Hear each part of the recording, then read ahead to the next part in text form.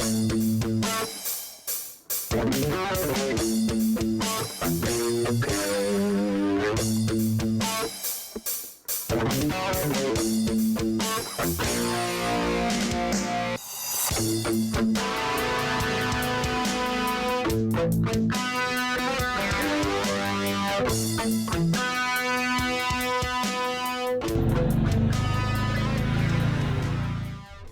to Outdoor Madness, everyone. I'm Kerry Clark. Thanks so much for tuning in. So we just finished up a full test ride and review on the Teryx KRX 1000. Now it's time to test this one out. This is Kawasaki's Teryx, the S model, which stands for suspension. Now the Teryx has been around for a long time. Most people buy the Teryx because it is a sport utility to work around their property or their ranch, but then of course they want to take it out on the trails. And so what they've been doing is modifying their units. They've been putting longer A-arms on them, better suspension. So Kawasaki listens. So what they decided to do is to come out with a model with better suspension on it. And that's what the S is. Now we already did a full walk around and talked about the specs. So we're not going to talk about the specs on this unit. What we're going to do is we're going to ride this baby and see what it's all about. Red Rock Canyon in the Mojave Desert is where the first part of this test and review will be held. All different types of terrain. We got sand washes, trails, rocks, hill climbs.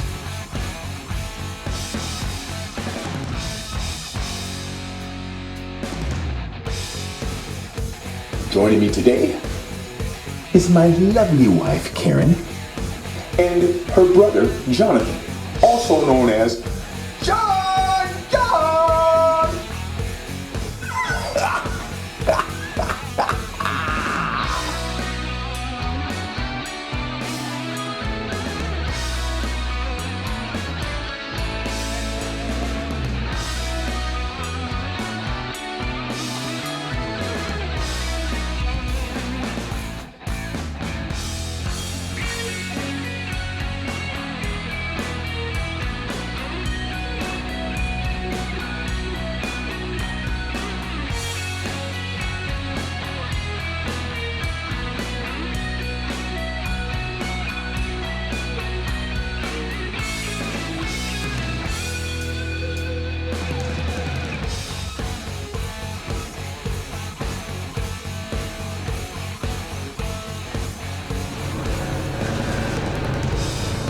Going.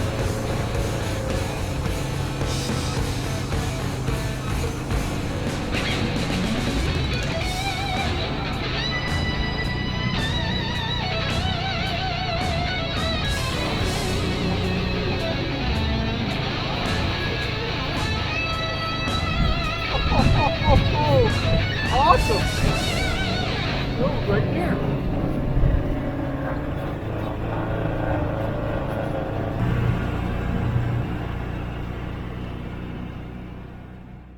So when it comes to the four-wheel drive system on the Teryx, it does not have an open differential, which means you have to come to a complete stop when you're shifting from two-wheel drive to four-wheel drive or from four-wheel drive to differential lock.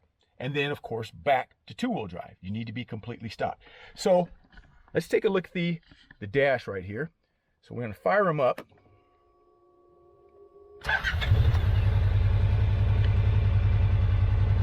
So what was happening with us is when you would go to four-wheel drive, okay, now you're gonna move forward and you're gonna hear it. It clicks in a little. You might not be able to hear it, but you hit that click. That's normal. Take the parking brake off. That would help. That's normal. So now you're gonna go in to four-wheel drive lock. Lock the differential. We're gonna move up a little forward. Okay, it just clicked in. So now that light's on. So now we're in four-wheel drive with the differential locked. So what was happening with us is when we would take it out, now we're back to four-wheel drive, okay?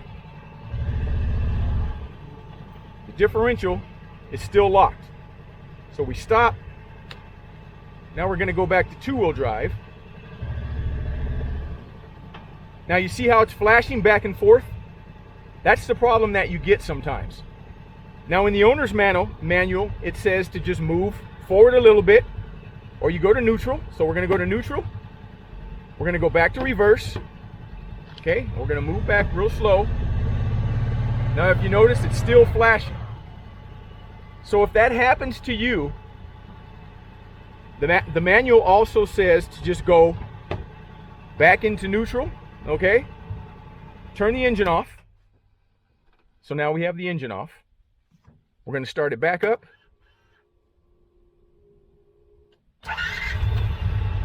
Okay, now everything's good. We'll go back to high, and we're in two-wheel drive. So if that ever happens to you, don't panic. It's not a big deal. Just remember to move forward a little bit or to move backwards. You can try going to neutral. All of this is in your manual, but if that doesn't happen, just turn the unit off, turn it back on, and all your lights will come back off. Your differential will close, and you'll be back to two-wheel drive.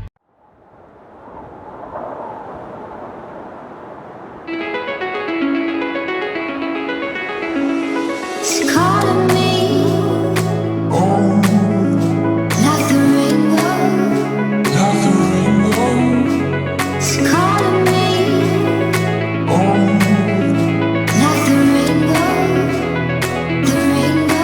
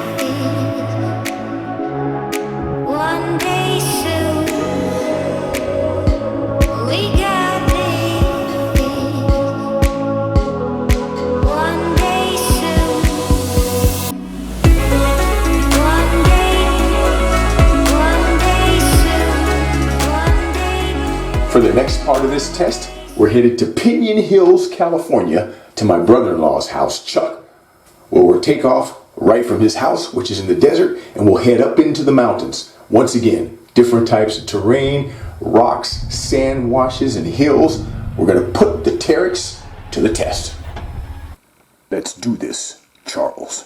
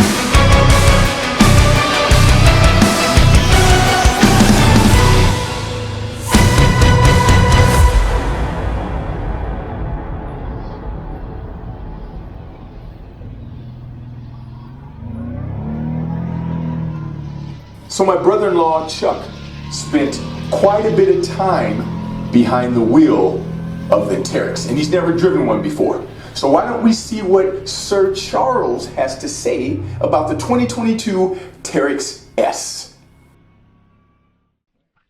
So for me personally, my experience with side-by-sides is really limited.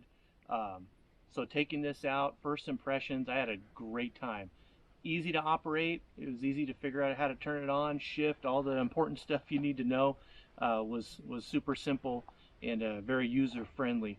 Once we got out on the road, felt really comfortable. It did everything that I would have expected it to do, and it was really, if I had to sum it up in one word, it was fun. It was just a really fun experience using the Teryx X.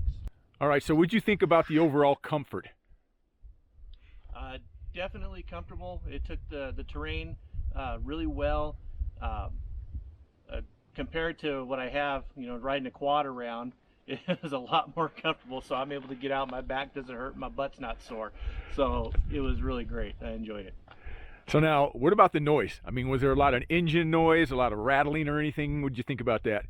The engine you definitely can hear. It makes it a little tough to communicate with whoever you're riding with because it's sitting there right next to you. Outside of that though, I mean, it's quieter than you would be on like a quad or a dirt bike, obviously. As far as any other noise, there's no squeaking, rattling, humming, nothing that sounds weird, just the motor purring the whole time. And what about the overall power of the unit for what we're doing? What did you think about the power? Power was definitely what you would need for this. We're not going to go out there and win any races, but we're able to get to where we need to go with, I felt no issue, trying to get up the little hills we did and through the rocks and stuff. I felt we were totally fine and comfortable. So if someone was just getting into this sport, all right, they're just getting into to side-by-sides, they're getting off quads or whatever, they don't know anything about it, would you recommend this to them? Absolutely.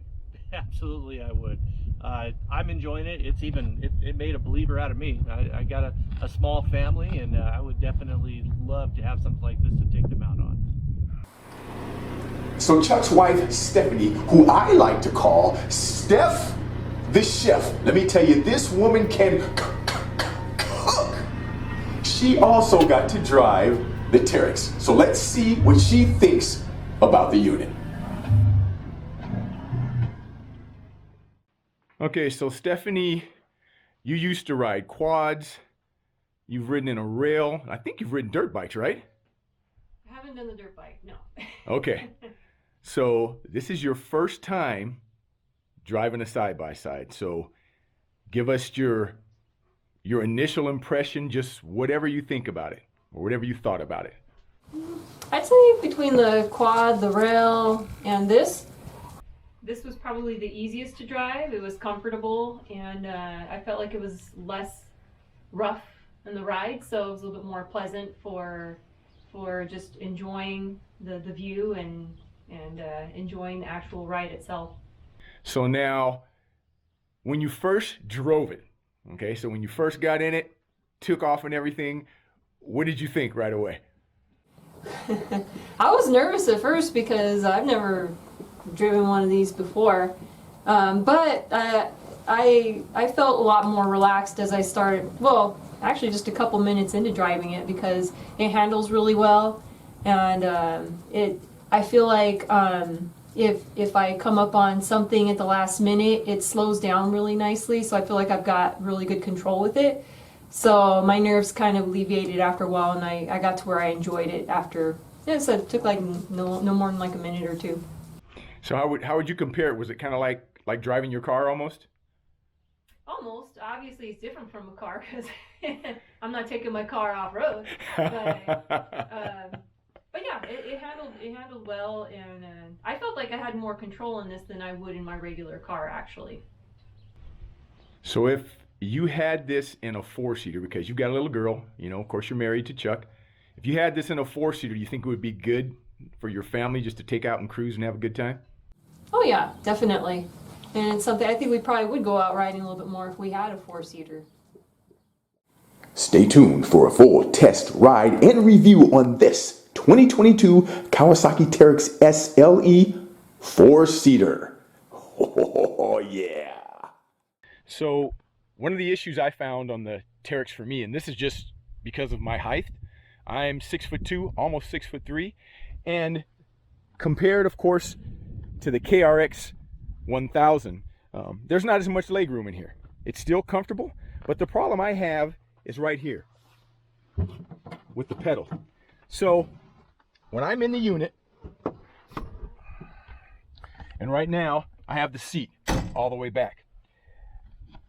After driving pretty much all day long, my foot gets really tired on the gas pedal here because it's almost like there's nowhere to really rest your foot. So it's like you have to keep your foot off of the gas pedal. But I heard that there's an aftermarket company that makes an extension that goes on the gas pedal that's supposed to make that a lot more comfortable. But that's just something I noticed. So if you're a taller rider, that might be something you want to consider, you know. But like I say, that's just a nitpicking thing. But overall, it's still a comfortable unit. So, should you spend the extra money on the Teryx S over the base model? Well, here's what I think. If you're going to use the Teryx for more than just working around your property and you want to take it out on trail rides, definitely spend the extra money for the S model. This thing is like night and day over the base model. The suspension is so smooth. And once again, Kawasaki nailed it with the engine braking, the clutch, and the power steering. It's so smooth at high speeds, and even with the differential locked, the steering is still nice and smooth. And the seats, I can't rave enough about these stock seats in the Teryx. They are so comfortable. Thanks so much everyone for tuning in. Don't forget to like and subscribe. And you know what? We'll see you somewhere in the great outdoors.